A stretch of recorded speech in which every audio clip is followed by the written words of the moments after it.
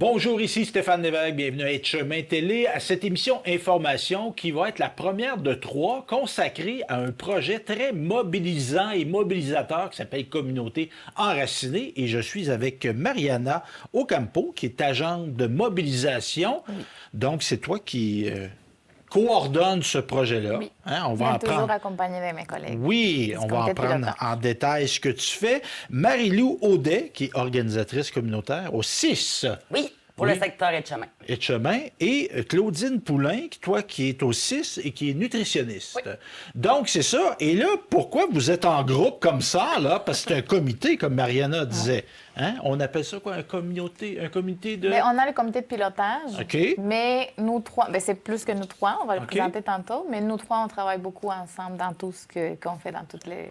Et l'idée de communauté enracinée qu'on va décrire, l'origine, ça part du réseau d'éclaireurs. Donc, c'est ça? C'est quoi ça, le réseau d'éclaireurs? Le réseau d'éclaireurs, en fait, c'est en Chaudière-Appalaches au complet. Okay. Le réseau d'éclaireurs, initialement, en fait, ça a été mis en place. J'essaie de faire ce cours, là, mais suite à la pandémie, pour reproduire un peu ce qui avait été fait avec les catastrophes à Mégantic. C'est qu'au niveau du 6, dans le fond, c'est Cicien, le réseau d'éclaireurs.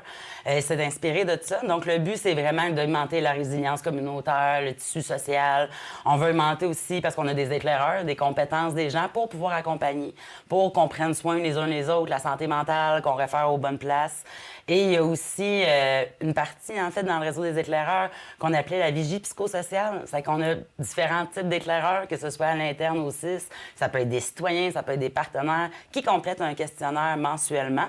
Et à partir de ça, on voit c'est quoi les préoccupations sur notre territoire. C'est que ça part de là, parce que à partir de tout ça, on a aussi un financement pour mettre en place, justement, des actions pour répondre aux besoins du territoire. C'est la communauté enracinée, c'est glisser, c'est l'initiative, en fait, qui est ressortie. C'était la concrétisation de cette volonté-là. Puis comment tu pourrais, je vais aller à toi, tu n'as pas encore parlé, ma chère Claudine, comment tu définirais ça globalement? C'est quoi communauté enracinée? Bien, communauté enracinée, c'est vraiment par et pour les gens. Dans le fond, les gens ont nommé leurs préoccupations, puis on va, avec leurs préoccupations, voir qu'est-ce qu'ils veulent pour y répondre à leurs préoccupations. Communauté enracinée, c'est pas quelque chose de tout fait, tout prêt. Puis au début, les organismes autour avaient de la difficulté, puis les municipalités, à comprendre, c'est quoi communauté enracinée, parce que, communauté enracinée, c'est vraiment les gens qui décident qu'est-ce qui va se produire dans communauté enracinée. On a différents volets à la communauté enracinée, mais c'est toujours avec les gens qui vont décider qu'est-ce qu'il va y avoir dans le projet, qu'est-ce qu'il va y avoir comme activité, qu'est-ce qu'il va y avoir dans les plantations, Fait que c'est toujours les citoyens qui sont la base de qu'est-ce qui se passe dans communauté enracinée puis des activités qui se déroule. Oui, Mario? Oui, c'est ça, j'allais dire, mais si je peux me permettre, comme en complément, c'est qu'on a tout l'aspect de la culture d'entraide, on veut valoriser ensemble, le bien-être de tous. Quand je parlais de la vigie psychosociale, en fait, ce qui est ressorti sur notre territoire, puis ça fait 2 ans que la communauté enracinée est en place, c'est qu'il y avait toute la partie au niveau de l'insécurité alimentaire, la santé mentale des gens qui étaient précaires, puis l'isolement. C'est qu'on avait ces 3 objectifs-là, puis là, c'est à partir de ça que les gens dessinent ce qu'on fait. Puis ça n'a pas été réfléchi, je me permets de le rajouter, parce que ça n'a pas été réfléchi juste nous 3. Là. Oui, il y a un comité de pilotage, mais on a vraiment apporté ce projet-là avec les partenaires du milieu. C'est qu'entre autres, avec les organismes communautaires, au niveau du GRAP, qui est le groupe de réflexion et d'action à la pauvreté, où est-ce qu'on retrouve nos partenaires.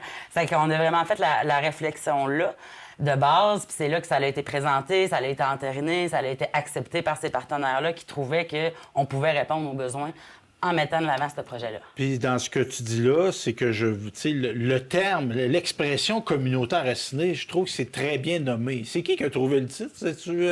C'était nous autres, mais en fait avec Sarah, je pense. Ouais. Parce que tu me parles de mettre dans le coup les organismes, de mettre dans le coup la MRC, les municipalités. C'est pas juste un titre enraciné, il faut le mettre en concrétisé. Quel est le lien avec IDE? Comment on dit ça, Mariana? IDE, l'Initiative de développement des Etchemins. OK. Donc, c'est un projet aussi que... C'est quoi? C'est une source de financement, ça? Il y avait le financement de la part du réseau d'éclaireurs pour les actions, pour mettre en action. Et puis, après ça, IDE est venu comme aider dans le financement pour la ressource. OK. Qui est toi? Qu'est-ce que c'est? C'est assez important, C'est ça. ça. Hein? On en a parlé tantôt de façon succincte, mais le comité de pilotage, dans le fond, c'est pilotage, organisateur? Effectivement. OK, bon. Je fais ma culture. Donc, la composition, c'est qui est là-dessus? En fait, on a nous 3. OK. C'est qu'au niveau du 6 et nous 2, on a Mariana. On a aussi la MRC, que vous allez voir notre partenaire Ghislain dans le 3e épisode, si je ne me trompe pas. Oui. Sinon, on a également... On annonce un scoop. Oui. Restez à l'antenne. On a également aussi Christelle qui vient du CGE, puis qui fait aussi le volet. Il y avait le volet interculturel avec Christelle, mais tout le volet place aux jeunes aussi. Puis qui fait le lien avec le CGE, la mission au complet aussi. Parce que tantôt, on parlait d'isolement. Le CGE a un volet personnes immigrantes. Tu sais, peut-être une limite linguistique, une limite de réseautage. Tu arrives d'un milieu, c'est normal que tu sois isolé. Donc, on avait cette préoccupation-là des embarqués, le CGE. Les nouveaux arrivants aussi, parce que ça peut être des nouveaux arrivants québécois aussi. Oui, des gens de d'autres régions, tout ça. Tout à fait. Puis on oublie-tu? Je ne veux pas l'oublier. Au niveau du comité de pilotage, non, on n'en oublie pas, mais comme je disais tantôt, on travaille beaucoup avec le GRAP. C'est au niveau du GRAP, par exemple, puis même tous les partenaires, que là, c'est assez volumineux. On a parlé des municipalités, on a parlé de la MRC, on a le secteur économique aussi qui est embarqué, on a le secteur scolaire qui est embarqué, on est avec le CHSLD aussi, tout, j'en oublie-tu? Au niveau de santé, non, on est tous là, municipal, social, scolaire, économique, tout le monde travaille autour de ce projet-là. On a le fait mobilisateur, mais Mariana, justement, concrètement, la collaboration entre les organismes et les municipalités, comment ça fonctionne dans le cadre de communauté enracinée? Bien, on a des ententes qu'on peut faire avec les organismes et les municipalités, et surtout, puis on va en parler dans notre capsule, avec les jardins nourriciers, par exemple, et que c'est pas juste faire un jardin nourricier pour que les gens aient accès à des aliments frais puis bons pour la santé. C'est une entente qui engage aussi la municipalité ou les organismes à faire des activités en lien avec ça.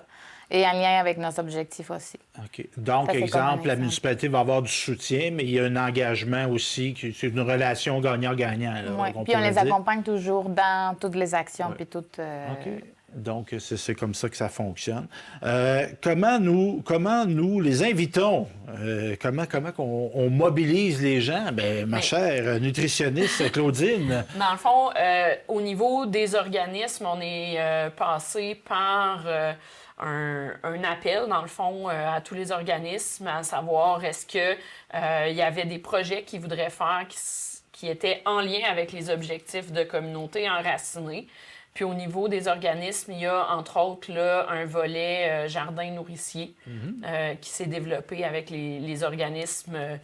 Il y a eu cette année là, 2 jardins qui ont été développés dans des organismes, soit la RPA, la Maison Bleue à Sainte-Justine et la Résidence des Pins à la Quatre-Chemins. Donc, les résidents, les personnes âgées, du 3e âge, en tout cas, je ne me rappelle plus c'est quoi le bon terme. Dis-moi ça, Marie-Lou. Les personnes âgées. Bon, oui. Bon.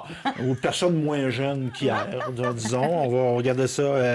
On va inscrire qui sont encore dynamiques. Donc, les gens dans ces résidences-là font le jardin. Oui, bien, dans le fond, c'est pas eux qui l'ont planté parce qu'ils ont quand même des limitations au niveau physique. Donc, pour aller joindre l'utile à l'agréable, bien, on a fait un lien avec l'école qui est juste à côté. À Sainte-Justine. Intergénérationnel. Et c'est les élèves qui sont venus planter le jardin avec nous, parce qu'on est là, nous aussi, quand c'est le temps de planter, on disparaît pas. On met la main à la pâte, puis on plante les choses. C'est un clé en main, dans le fond. Là. Puis ça a vraiment créé quelque chose de beau. Là, on avait prévu aussi une collation à ce moment-là pour les résidents et aussi pour les enfants de l'école. Puis on n'a rien laissé au hasard. Dans le fond, on plantait, entre autres, beaucoup de camerises dans leur jardin. Donc, ça a été une compote pomme camerise qui a été servie pour tout le monde. Avec le choix, ils pouvaient ajouter du yogourt aussi s'ils souhaitaient à la compote pour je trouve ça intéressant parce qu'exemple, tu te ramasses en résidence, c'était peut-être très actif, c'était une passion que tu avais, le jardinage, puis là, la vie, peut-être des changements font en sorte que tu n'as plus accès. Mais ils peuvent renouer à proximité. Oui, Puis tout dans la construction du jardin aussi est prévu pour que les allées sont larges, comme ça un fauteuil roulant peut passer entre les allées. Ben oui. Puis c'est prévu aussi pour... Ça va grandir.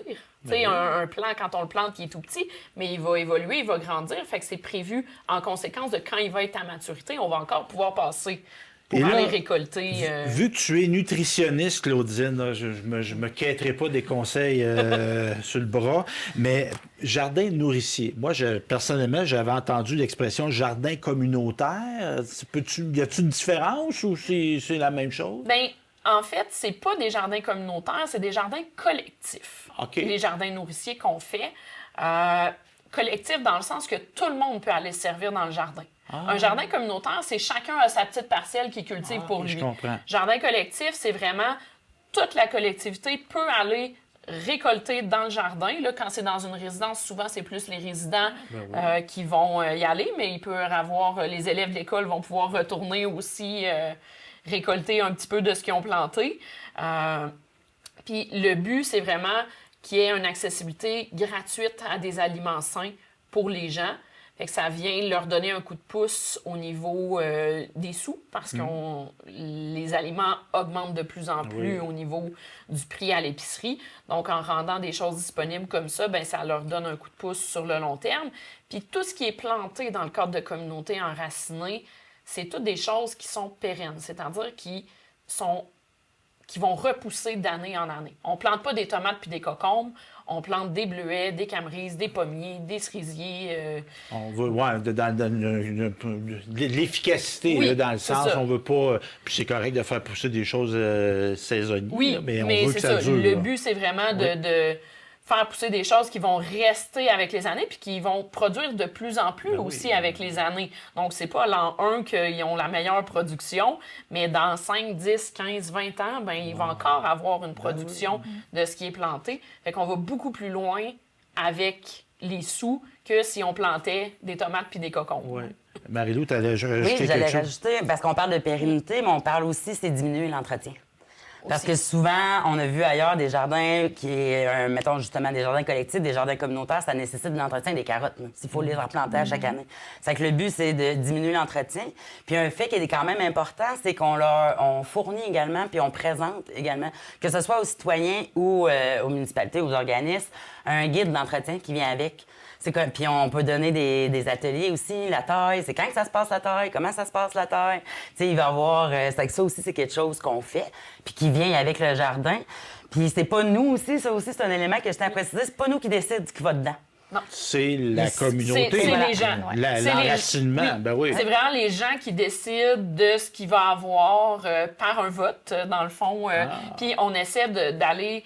quand on fait voter les gens, là, par exemple, pour un jardin, bien, on essaie d'aller dans une activité qui a déjà lieu. Mais qu'on sait qu'il y a beaucoup de monde. Hein? Fait que là, les gens passent, on a un petit kiosque, puis ils vont voter pour qu'est-ce qu'ils veulent dans leur jardin. Okay. Fait que selon le résultat du vote, après ça, on fait faire le plan là, pour le jardin en fonction de ce que les gens souhaitent avoir dedans. Mariana, évidemment, ce que je comprends, moi, c'est que les gens qui veulent s'impliquer, ça prend une volonté d'engagement, mais ce que je retiens que tes collègues disent, c'est que toi, entre autres, tu es là pour l'accompagnement, pour pas qu'il soit laissé... Faire des liens, pour parce que c'est facile de dire, faites-le, puis le laisser là. Non, si on est conscient que la mobilisation, c'est un défi, mais on est là pour accompagner s'il y a des questions, faire un lien avec n'importe quel partenaire ou quel organisme. On est toujours là pour accompagner les citoyens, les organismes et les municipalités. Okay. Je crois qu'on l'a mentionné, mais il n'y a pas de... Ça coûte quelque chose, là. Mais dans la vie, il y a tout coûte quelque chose, mais si les gens sont interpellés, les gens qui nous regardent, l'adhésion, la participation à la communauté enracinée, il n'y a pas de frais. Non. Quand je t'appelle, là, tu ne me factureras pas. Non. Là. OK, bon, parfait, ça. On aime ça comme ça. Nous autres, on donne l'argent. Non, c'est bien. On n'en demande pas. Mais on ne donne pas le poisson. Non. On donne la canne à pêche. Et voilà. Qui va permettre de pêcher le poisson. Tout à fait. Puis si on veut répondre à nos objectifs, c'est exactement ça, en fait. Il faut développer des compétences, il faut que les gens acquièrent des nouvelles habitudes. Puis ce que je trouve intéressant dans le concept de jardin nourricier, tu sais, tantôt, tu parlais, Marie-Lou, de l'enjeu de la santé mentale, puis tu parlais de l'enjeu de l'insécurité alimentaire. Oui. Puis je trouve qu'un jardin nourricier, c'est qu'on fait une pierre deux coups. Voilà. Oui. Parce que là, on fait travailler des gens, on sort des gens de chez eux qui interagissent peut-être avec des enfants, des personnes âgées. Tu sais, ça rend vivant côtoyer des jeunes. Là, tu sais. On n'est pas dans la maladie pour parler de ces pilules. Là. On est dans l'action. Là. À chaque fois, c'est une grosse fête. T'sais, si on parle, on fait des plantations, il y a tout le temps un repas où on mange tout le monde ensemble. Il y en a qui ont décidé de mettre un chansonnier. Il y en a qui... C'est toujours festif. Puis les gens peuvent venir, même s'ils n'ont pas nécessairement les capacités à faire une plantation, par exemple, mais ils peuvent venir manger une soupe. Ils peuvent venir juste dire bonjour, juste s'intéresser de qu'est-ce qui se passe. C'est vraiment ça. Puis Mariana, bon, t'es une Québécoise originaire d'un autre endroit que le Québec, t'es mexicaine. Oui. Nos gens issus d'immigration, et je trouve que ça peut être intéressant de participer à un jardin nourricier. Absolument. Parce que des fois, il y a des gens qui arrivent avec une expertise extérieure, là, puis qui faisaient des jardins qui étaient souvent, peut-être... quand on vient des pays qui sont plus chauds, Oui. qu'on a des jardins à l'année. Oui. Oui, ça crée une belle opportunité pour échanger entre n'importe quelle origine, n'importe d'où tu viens. C'est le lieu oui. d'échange. Parce que c'est triste de voir ça, mais tu sais, l'industrialisation, le développement économique, sur les Québécois d'origine, ça nous a éloignés de... Tu sais, les fermes sont de plus en plus grosses. C'est plus vrai qu'il y a des petites fermes. En tout cas, il y en a de moins en moins. Fait que ça nous a éloignés de ça. Puis, tu sais, de renouer avec ça. On peut se faire à manger. On oublie, on n'est pas obligé d'acheter des plats préparés tout le temps, là. Ça dépend. Mais on n'est pas obligé de ça. Je reviens sur l'empowerment citoyen. On l'a abordé, mais j'aimerais ça qu'on y revienne de façon concrète. Comment qu'on définit ça? Ça veut dire quoi, ça, l'expression empowerment citoyen? On va dire en français. Oui.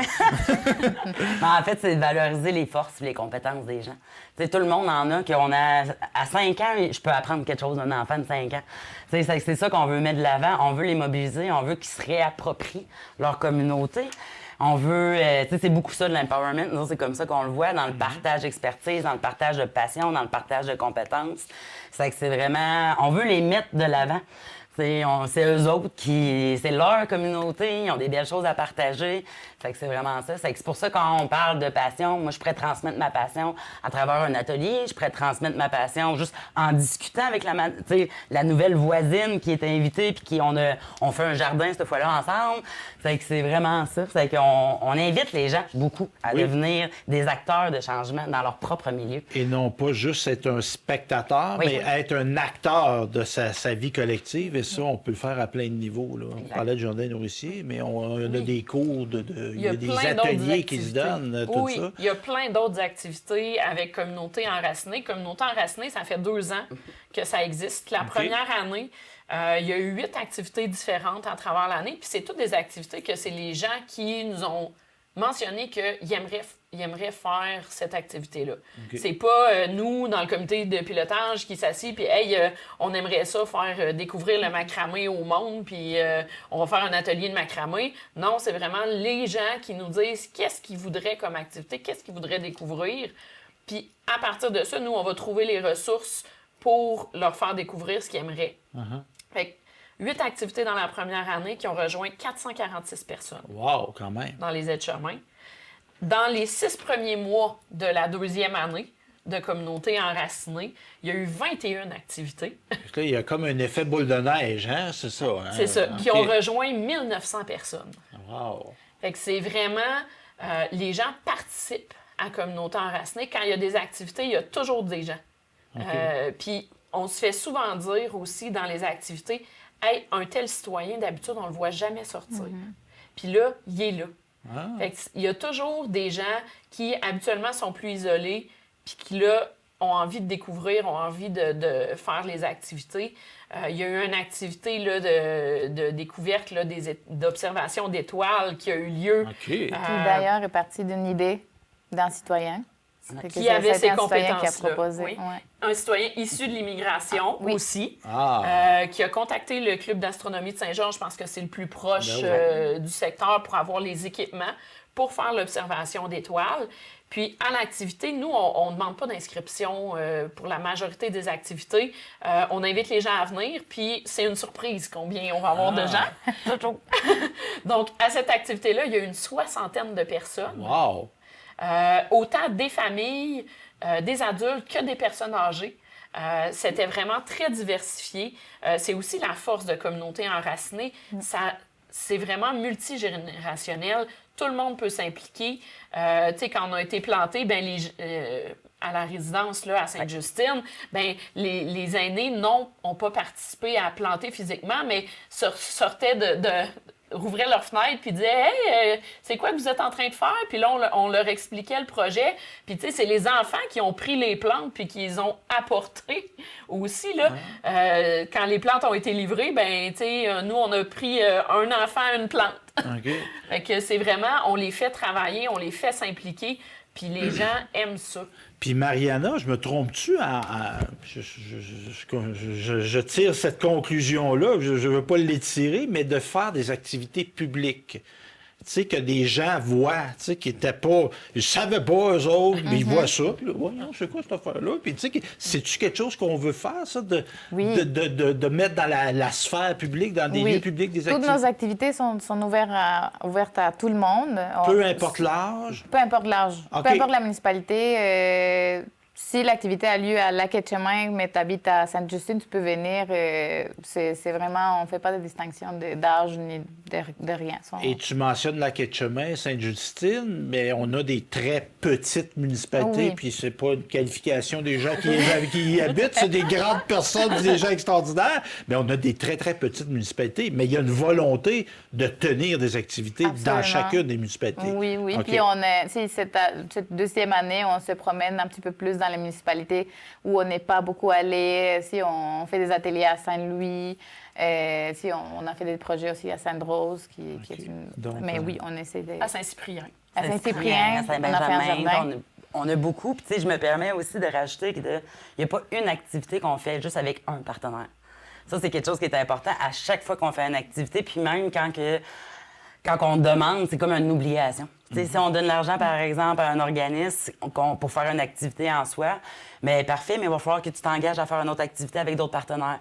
Puis on est là pour ça. Mariana, elle se sert à ça aussi. C'est qu'on apprend à connaître des gens aussi, c'est qu'on les met en lien. On le sait, par exemple, que les fermières peuvent nous faire une soupe, mais on va leur demander de faire la soupe, alors qu'un autre club social peut faire autre chose. C'est tout le temps ça aussi qu'on veut faire. Puis dans la vigie psychosociale, on parlait d'insécurité alimentaire. Il y a le coût de la vie aussi, j'avais peut-être pas nommé. Mais tout est aussi réfléchi en fonction de les activités. Je peux les reproduire à la maison, 5 millionnaires. On ne fera pas une journée porte ouverte, par exemple, là, avec une activité que si les gens veulent revenir, que ça va leur coûter 500$ par famille. Dégustation de caviar. Exact. On fera pas ça. Non, on ferait pas ça. C'est que ça aussi, c'est quelque chose. Je viens contre le caviar. Mais on parlait de Mariana, qui est l'agente de mobilisation. Si on veut te contacter, parce qu'il y a peut-être des gens qui nous regardent aujourd'hui, puis tant mieux si ça a créé cet effet-là, qui sont enthousiastes, qui voudraient participer, ou au moins s'informer davantage. Comment on rentre en contact avec toi? Vous pouvez m'appeler au 88 625 2223 poste 7 et sinon sur notre Facebook aussi, là on partage toutes les activités qu'on fait et c'est communauté enracinée au pluriel. Au pluriel donc, et on peut aussi faire un messenger, on peut t'écrire et c'est toi qui vas répondre. Oui. Bien, merci mesdames d'avoir participé à cette première émission-là sur Communauté enracinée, très intéressant et pertinent d'ailleurs. Merci. Merci beaucoup. Merci. Toujours dans le cadre de cette émission introductive sur le projet Communauté enracinée, je suis avec Josée Panton, qui est directrice générale de Parentème, Maison de la famille. Je l'ai bien eu? Oui, bravo! C'est comme ça qu'on le nomme. Et vous avez été organisme, on dit quoi, fiduciaire pour, pas Parentème, mais plutôt pour Communauté enracinée. Qu'est-ce que ça veut dire, ça?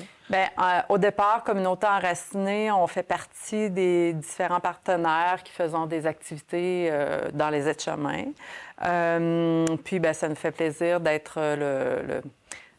l'organisme qui prend en charge tout ce qui finance. Donc, la ressource qui est engagée pour Communauté enracinée, qui organise les activités avec le comité organisateur, le comité de pilotage. Oui. Ben, c'est à moi que revient de payer les factures, de s'assurer... Le bureau, l'espace de travail, les équipements peut-être, ordinateurs, etc. Donc, ça prenait, comme on dirait, un pied à terre. Oui, et le pied à terre est chez nous. Et Mariana. Oui, c'est Mariana, oui. Donc, c'est ça. Puis pourquoi c'est important? Parce que Vous auriez pu dire non. Vous auriez pu pas vous vouloir embarquer. Pourquoi c'est important pour Parentème d'embarquer dans une démarche comme ça? Bien, pourquoi pas, premièrement. Puis, moi, je crois beaucoup au travail ensemble. Je crois beaucoup à l'union. L'union fait la force. J'aime beaucoup travailler avec les différents partenaires des différents milieux.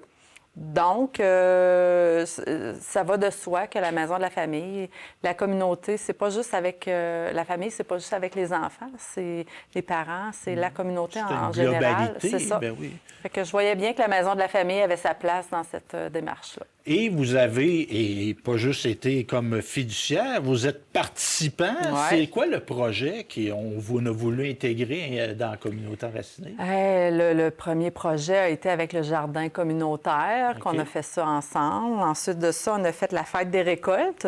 Ça va avec. Ben oui. Puis on physiquement, excuse-moi, Josée, oui. le jardin, est-ce qu'il est attenant au terrain de la maison? Oui. OK. Aux abords de Parentème.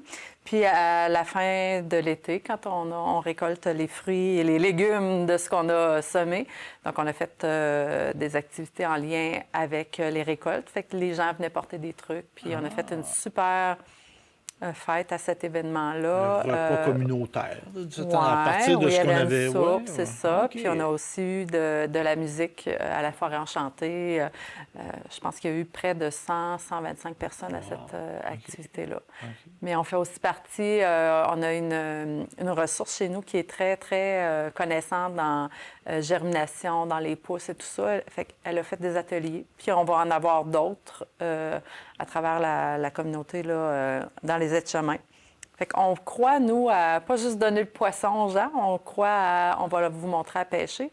Puis communauté enracinée, c'est aussi ça, je trouve, c'est de redonner le pouvoir aux gens, de s'approprier la communauté. C'est portable, ça s'inscrit dans votre mission. Oui, tout à fait. Merci, Josée. Ça fait plaisir. Bonne journée.